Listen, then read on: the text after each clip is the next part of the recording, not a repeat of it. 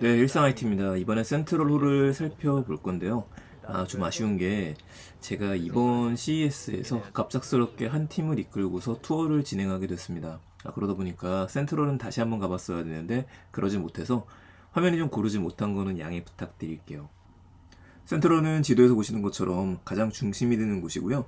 제일 먼저 시작했었던 게 CES가 가전제품으로 시작을 했었기 때문에 삼성과 LG 그리고 소니 나머지 이름만 들어도 알 수 있는 곳들이 큰 부스를 마련하고 있습니다.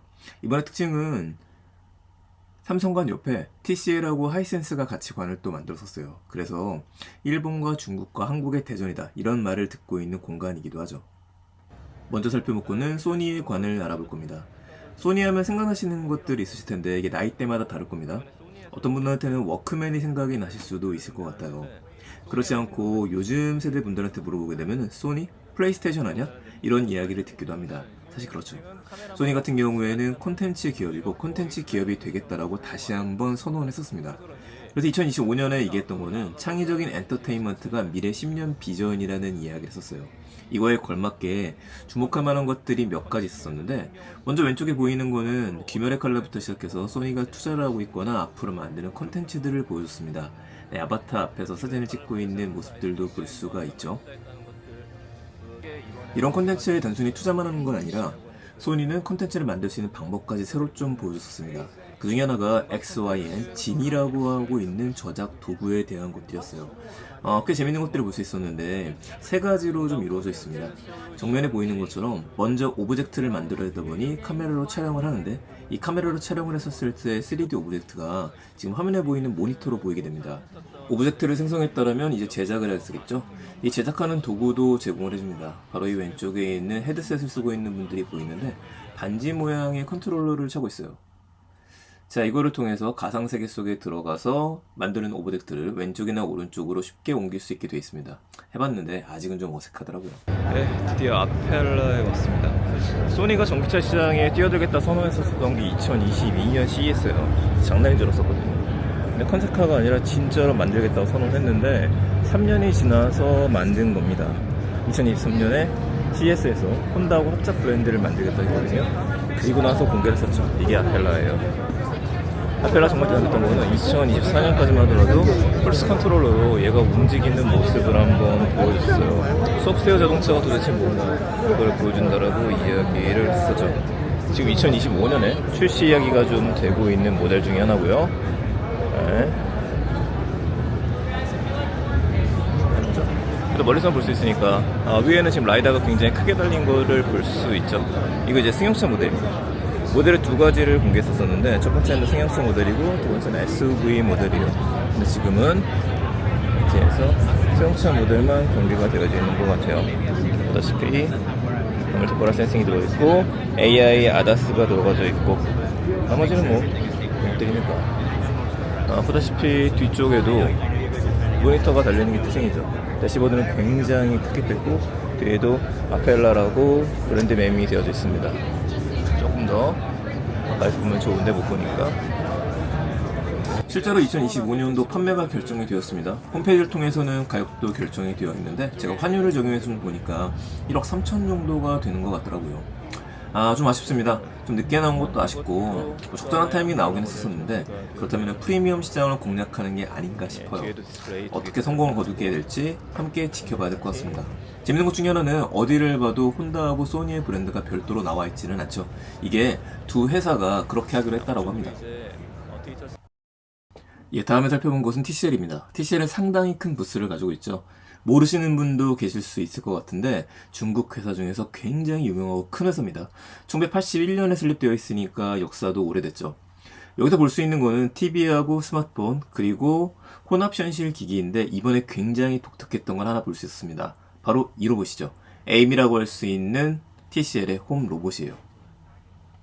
삼성의 볼리라든지 LG의 Q9과 같은 형태의 기능은 한데 이것도 역시 컨셉입니다. 아직은 대화할 수 있는 기능이나 그런 것들은 아니고 이쪽으로 진출을 하겠다라는 의지로 봐야 될 것 같습니다. 그래도 꽤 귀엽죠. 사실 제가 제일 관심 있어 찾았던 제품은 이겁니다. TCL의 넥스트 페이퍼라고 하는 디바이스예요. 전자잉크를 좋아하시는 분들이라면 그 편안함을 알 수 있을 텐데, 전자잉크는 아니지만 전자잉크만큼 편한 게 바로 이 TCL의 넥스트 페이퍼죠. 자, 태블릿이 있고 스마트폰 형태가 있는데, 지금 스마트폰은 전자잉크처럼 어두운 형태로 볼 수 있습니다. 근데 굉장히 스크롤이 빠르고 무엇보다도 잔상이 남지가 않아요. 지금 컬러로 바뀐 거 볼 수 있죠. 옆에 있는 버튼 한 번만 누르게 되면, 위로 올리게 되면은 지금 컬러 화면이 흑백으로 마법과 같이 바뀝니다. 아, 이게 너무 궁금해서 꼭 사고 싶은 제품 중에 하나입니다. 야, 좋죠? 왼쪽에는 태블릿인데, 이 태블릿 같은 경우에도 특징은 있어요. 똑같은 방식이 적용이 되어 있기 때문에 큰 화면을 바꿔서 볼 수가 있고, 무엇보다도 이건 필기도 가능합니다. 근데 여러분, 이 제품이 신형 제품이고요. 이미 국내에서 판매를 시작을 했어요. 해외 배송을 받으셔야 되기는 하지만 보통 40만원 정도 아니면 50만원 이하로다가 구매를 할 수 있을 것 같습니다. 사보고 싶기는 한데 조금 고민되기는 합니다. 자, 또 하나 재밌던 제품입니다. 증강현실 분야의 또 강자죠. TCL에서 레이 네오라고 하는 시리즈를 만들고 있어요. 이번에는 레이 네오 에어 2가 공개가 된 겁니다. 증강현실 기반이고요. 얼굴에 쓰게 되면 눈앞에 가상현실이 나타나게 되는 것들인데, 두 가지 형태가 있습니다. 하나는 기존에 나왔던 에어이기 때문에, 이 에어 같은 경우에는 엑스리얼이었었죠. 이거랑 똑같습니다. USB-C로 꽂게 되면은 눈앞에 가상현실이 펼쳐지게 되는 것들인데, 사실은 이제 빔 프로젝트라고 보셔도 될 것 같아요. 눈앞이 시원한 건 특징이고요. 그런데 꽤 기대가 되는 거는 X2라고 하는 건데, 이 X2가 단독기기입니다. 이 단독기기 같은 경우에는 국내에서 지금 파는 곳들이 좀 있어요. 아직 구매를 하기엔 애매한 제품이지만, 이번엔 바로 옆에 있는 하이센스 원으로 이동을 했습니다. 하이센스도 비슷한 제품들이 많이 전시가 돼 있어요. 거의 다 따라잡았죠. 근데 특이한 거는 롤러블 레이저 팁입니다. 여러분, 이 팁이 롤러블 아니에요. 이거 착각하시면 안 되는 게, 밑에 있는 부분에 있는 빔 프로젝터가 있고 위에는 그냥 스크린입니다. 스크린이 말려서 밑으로 들어갔다가 올라오는 형태로 돼 있어요. 야, 역시 짝퉁이었어 라고 하실 수도 있는데, 아이디어의 전환이라고 생각하면 되실 것 같습니다. 자, 정말 놀라웠던 건 컨셉카였었어요. 컨셉카 부분에서 위에서 밑으로 쭉 내려오는 걸 볼 겁니다. 이렇게 만들 수도 있는 거죠. 롤러볼 자체는 굉장히 비싼데, 이런 식으로 해결을 하게 되면 어디서나 간편하게 보관을 하거나 보여줄 수 있는 것들을 챙길 수 있는 하나의 스크린으로 할 수 있다. 이거에 대한 아이디어를 얻을 수 있었습니다. 이번엔 삼성관을 찾았습니다. 삼성에서 이번 화두로 던졌던 거는 역시 스마트 띵스예요.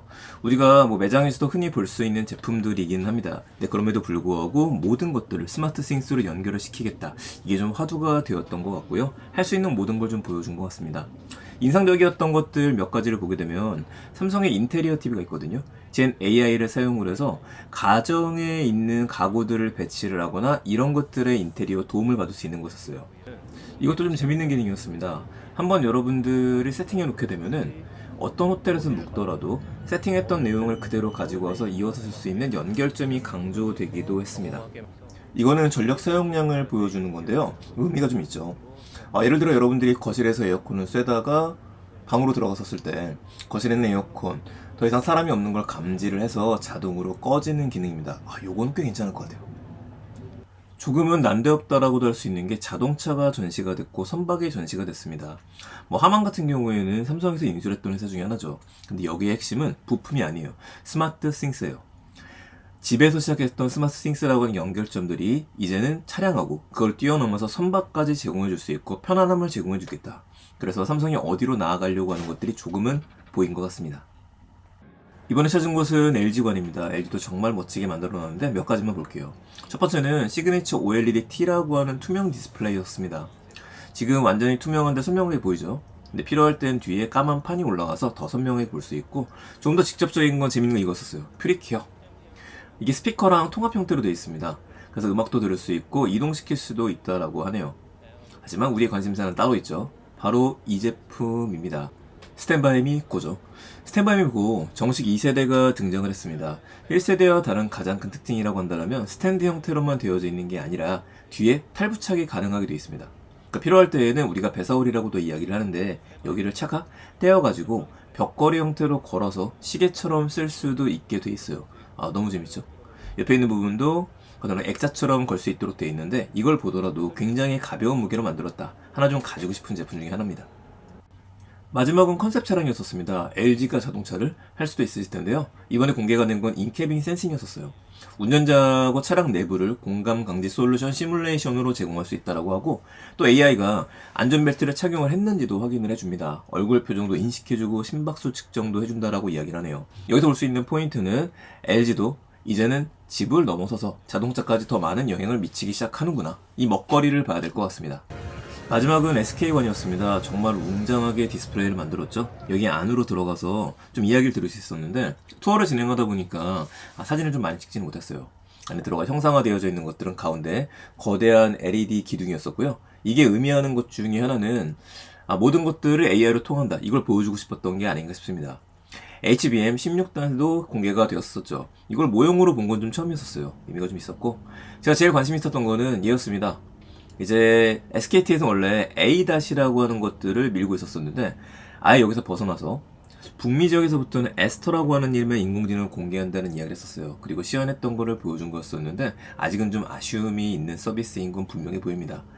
올해 상반기 중에 북미 쪽이 먼저 나온다고 하니까 기다려보도록 하죠. 이렇게 해서 센트럴의 대표적인 것들은 돌아봤습니다. 사실 LG노텍도 그렇고 서울 반도체도 그렇고 보여드리고 싶은 것들이 좀 많았었는데 다 전달해드리지 못해서 죄송하고요. 센트럴에서 볼 수 있는 거는 대기업들의 고민이 있었어요. 이렇게 정리 한번 해보죠. TV, 세탁기, 냉장고, 특히 프리미엄 가전 쪽에서 선두를 달리고 있는 우리나라 같은 경우에는 지금 모든 것들을 중국한테 바짝 뒤쫓김을 당하고 있습니다. 반면에 이쪽 시장에서 선두였었던 일본 같은 경우에는 에너지 기업이라든지 아니면 콘텐츠 기업으로 다 새롭게 거듭나면서 새로운 미래 먹거리를 준비하고 있는 상황이었어요. 이렇게 한중일 삼국지가 펼쳐지는 이 시대에 어떤 것들을 준비를 해야 될까? 조금 기업들의 고민을 엿볼 수 있는 시간이 아니었나 싶습니다.